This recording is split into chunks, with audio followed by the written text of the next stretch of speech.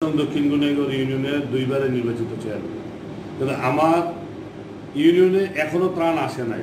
মাননীয় এমপি মহোদয় বলছি ব্যক্তিগত লিস্ট করে দেওয়ার জন্য এমপি মহোদয় ত্রাণ দিবে, সেই লিস্ট দিছি। উপজেলা পরিষদ থেকে লিস্ট আছে, সেই লিস্ট দিছি। কিন্তু সে যে অতিরিক্ত চাচ্ছে, সে আমার ভাতিজা, আমার গ্রামে আমার ভাইয়ের ছেলে, তা আমি অধিকার খাটাই তাকে আমি দিচ্ছি যে তুই একা যদি 117 জন চাস একটা বাড়িতে, বাকি ইউনিয়নে বাকি গ্রামে আমি করতে গেলাম। তো এটা আমি তারা রাগান্বিত হয়ে বকা দিছি, কিন্তু এটা ঠিক হয় না। আমি তো তারা মারি নাই, আমি যদি 3 ফিট দূরে থাক, ভাতিজা আমার সামনে আসিস না, যা তুই বুলবুজ জায়গা। কিন্তু এরপর থেকে সে যা করতেছে আপনারা দেখতেছেন না। আমি ভাতিজা এই জন্য অধিকার খাটাই তারা আমি ধমক দিছি। আমি তো হাতও তুলি নাই, মারিও নাই, তারে অন্য কিছু বলিনি।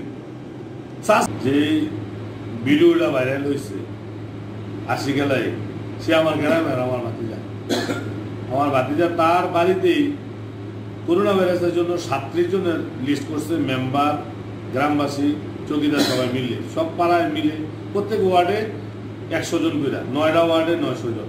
আমি এক্সট্রা আরো 100 জন বেশি করে 1000 লোকের ত্রাণের লিস্ট আমি উপজেলায় পাঠাইছি। তারপরে আবার এমপি মহোদয় ব্যক্তিগত দিবে, সেটার লিস্টও পাঠাইছি। কারণ ত্রাণ আসতে হবে। সে গতকাল সকালবেলায় 80 জন একসাথে দাঁড় করাইয়া সে বলতেছে যে এখন আমরা 80 জনের খাবার এখন আপনি দিতে হবে, আমাদের বাইরে দেওয়ার কথা, মাননীয় প্রধানমন্ত্রী বলে বাড়িতে এসে খাবার পুষাই দিতে হবে। আরে আমরা ত্রাণ আসলে আমরা দিব, কিন্তু একসাথে তো তোমার 80 জন দেওয়া যাবে না। 37 জন তার আছে লিস্টে।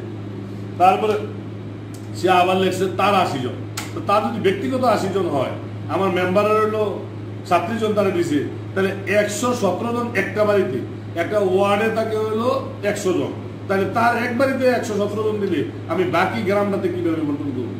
আমার ভাতিজাবি দেয়, সে লেখে দেন সরকার ত্রাণ না দিয়ে কিনা ত্রাণ দেওয়ার নামে বাধ্যবাধী শুরু করেছে, ত্রাণ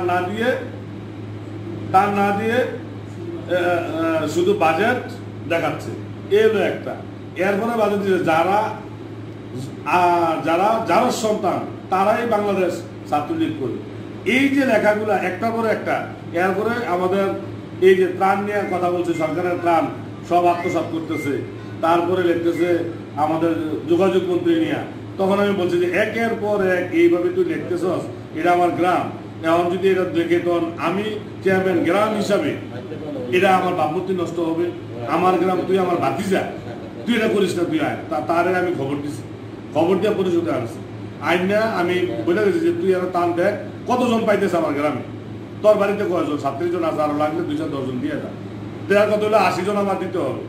আমি কম্পিউটারে বসাই দিয়ে গেছি সচিবের সাথে, আইসা সেটা তারা দেখাইছি এই কাগজ, এই লিস্ট, এইগুলো তোর এই পুরা গ্রামে পাইতেছে। এখন বাচ্চা তুই 80 জন দেশ, 117 জন আমি কিভাবে দিই?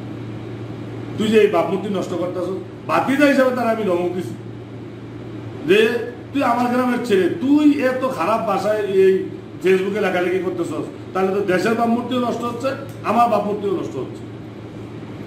এছাড়া অন্য কিছু না। কিন্তু একা একজনটা আমি 117 জন লিস্ট কিভাবে দিব? আমার মেম্বারের তালিকা ছাড়া, আমার গ্রামবাসীর তালিকা ছাড়া তার এই 117 জনের লিস্ট একটা বাড়িতে দেওয়া যাবে?